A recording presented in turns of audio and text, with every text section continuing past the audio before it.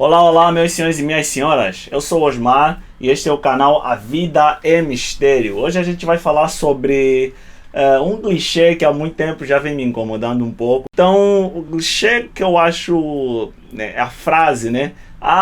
Não existe escuridão, apenas existe a falta de luz, né? Mas será que é isso? Será que quem fala que não existe escuridão, só existe luz, tá certo?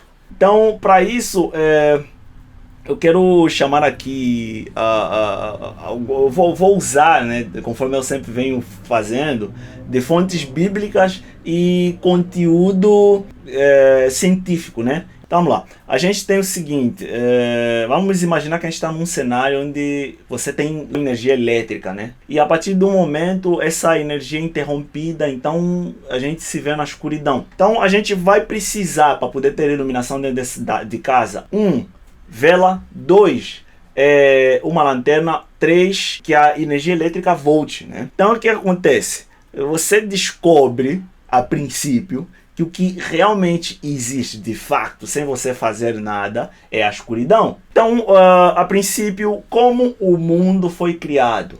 Por isso que eu disse que eu vou usar do viés científico para argumentar e o viés teológico ou bíblico, né?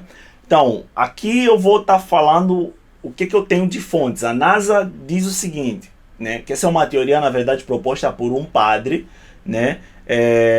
Lamaitre é o sobrenome dele. Então o que acontece? Ele propôs, observando como as galáxias iam se movimentando, como os planetas estavam se movimentando em torno e por aí vai, ele entendeu o seguinte, que no princípio houve uma explosão. Então o que acontece essa explosão? A princípio era uma teoria e depois foi confirmada, né? Na explosão, geralmente, se for no mundo que a gente habita aqui, no planeta Terra, você vai ter uma explosão, ela vai compelir tudo que está em volta para mais distante, né? Devido à pressão, energia cinética, tudo envolvido. Eu não vou entrar aqui, que é muita ciência demais, isso é desnecessário aqui. Então, isso vai ser jogado a uma distância, ou seja, você tem um movimento horizontal e vertical. No entanto, você tem a gravidade que puxa esse elemento para baixo, que com o andar do tempo ele vai perder essa energia, né, devido à gravidade. Então, em algum momento ela vai parar, né? Mas essa mesma aplicação, a teoria em si, ela é aplicada no universo. No entanto, você tem que considerar que a gravidade é zero. Então significa que tudo que houve no momento da explosão continua em movimento infinitamente, não vai parar. Só que, a princípio, deveria ser só os planetas, ou seja, as galáxias e os seus planetas com as suas estrelas, ou seja, os planetas que orbitam as suas estrelas, né? Mas o que aconteceu? Descobriu-se que o universo está expandindo na mesma exponencial. Para quem não entende o que é exponencial, dá uma estudada, também é matemática básica, né? Então o que acontece? Você tem um crescimento na mesma proporção que a movimentação das galáxias junto com as suas estrelas. Então vamos imaginar que a gente, no momento mínimo após a explosão, a gente pegasse um feixe de luz e apertasse, essa luz fosse ao extremo, vamos dizer que tivesse um espelho lá e ela voltasse. Essa luz ia fazer menos tempo. Mas agora, o nosso universo ele expandiu muito. Então significa que a luz percorre muito mais para ir e voltar. Com isso eu quero dizer o seguinte, que no início da explosão, assim como se você tivesse feito esse experimento aqui, você teria o mesmo efeito, né? Nesse momento mínimo, você teria muito mais luz naquele perímetro, iluminando aquele perímetro do que o que tem agora. Então, se eu fosse estudar o universo naquele momento, seria impossível. Porque o que eu teria seria apenas luz, né? Ofuscando literalmente a escuridão. Então, o que acontece?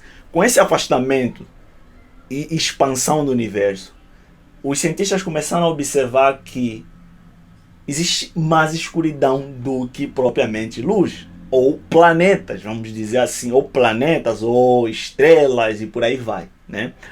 E começaram a querer entender um pouco mais sobre o que realmente atua sobre a gravidade, porque a gente conhece a gravidade, mas não entende como a gravidade realmente funciona, né? Então, criou-se teorias, energia escura e matéria escura, que são 96% de toda a matéria no universo. Significa que 96% do universo é escuridão total. E lá você tem como atua a gravidade, como essa gravidade interage com as estrelas, e essas estrelas interagem com os planetas ao seu redor. Então, é algo realmente incrível. Mas a gente olhando para isso, consegue entender o que existia quando houve o Big Bang. Eu não sei, mas eu tenho certeza que era escuridão pura. Lá em Êxodos, né? Vamos dizer, Êxodos capítulo 1. No início, Deus criou os céus primeiro e depois a terra. 2. A terra era vazia e sem forma. O que havia na terra eram trevas, né? E o Espírito de Deus pairava sobre as águas. Mas o mais engraçado aqui é que existia no planeta Terra exatamente o que é trevas. Quando você vai procurar no dicionário, que você encontra o que é escuridão e ausência de luz. Entendeu? Então significa que para eu ter escuridão, eu não preciso fazer nada. Simplesmente paro. Vamos dizer que eu desligo o interruptor da luz, eu fico no escuro. É natural, né? Existe em abundância a escuridão, né? No entanto, para obter luz é diferente. Eu preciso muito mais, né? Eu citei lá no início que eu ia precisar, para poder ter iluminação, vela, lanterna ou que a energia elétrica voltasse. Então vamos analisar. A vela ela precisa de cera, uma fonte de fogo, né? E o fio de algodão. A lanterna precisa de pilhas, né? E as pilhas precisam de alguma coisa. Não vou entrar também em detalhe. A energia elétrica ela também tem uma fonte, é uma rede de distribuição. No entanto, a energia elétrica mais comum é os rios. Se o rio acabar, acabou aquele ponto de distribuição de energia elétrica. Dá para entender? Então, para eu ter luz, eu preciso sempre esgotar alguma coisa no lugar. Eu preciso geralmente de uma fonte e esgotar alguma coisa no lugar.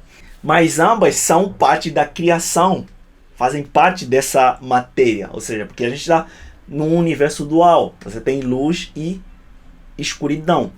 E aí o que acontece? Mas a escuridão ela é fácil de achar. No entanto, a luz precisa de muito mais energia para você obtê-la. Aí o que acontece? O cara diz, não existe escuridão, só ausência de luz. É totalmente clichê sem fundamento nenhum, né? O que na realidade acontece é que nós somos todos seres na escuridão à procura ou seja, atrás de luz o tempo inteiro. Quando a gente fala com um amigo, e esse amigo indica um emprego, quando a gente tem problema com a esposa, aí vai falar com a esposa, expõe as nossas percepções em relação àquele problema, e ela expõe e a gente chega a um resultado, e aí se desculpam e por aí vai resolvendo o problema. Quando a gente está sem dinheiro e de alguma maneira aparece alguém e faz um negócio, você acaba tendo um dinheiro para você comer, né? Porque se você não fizer nada, você está na escuridão, que é o normal, é o natural, né? Tanto mais que o homem só evoluiu a partir do momento em que ele descobriu o fogo. Então equilibrou. Aí ele passou a pensar em como fazer ferramentas, como moldar determinados metais e por aí vai. Foi assim que as sociedades evoluíram como elas são. Então, o que existe de fato é escuridão, né? E para eu ter luz, eu não consigo encontrar luz naturalmente. Aí você vai falar, mas pô, o sol É natural? Sim, você tem razão. Para nós sim é. Mas a questão ele é eterno? Óbvio que não. Para uma experiência terrena, para nós seres humanos, que a nossa vida é muito curta, muito pequena, ele é eterno, né? O Sol. Mas para uma experiência celestial, ou seja, no ponto de vista do universo, o Sol não é. E quando a gente pega os dados da NASA e analisa um pouco, a gente entende que não é. Porque o que é uma estrela? Uma estrela é basicamente um elemento químico, né, queimando o tempo inteiro. Então, literalmente, você tem os recursos que essa estrela tem, que a razão entre os recursos que essa estrela tem e como ela usa esses recursos para te transmitir todo esse calor ou energia solar que a gente tem aqui, né?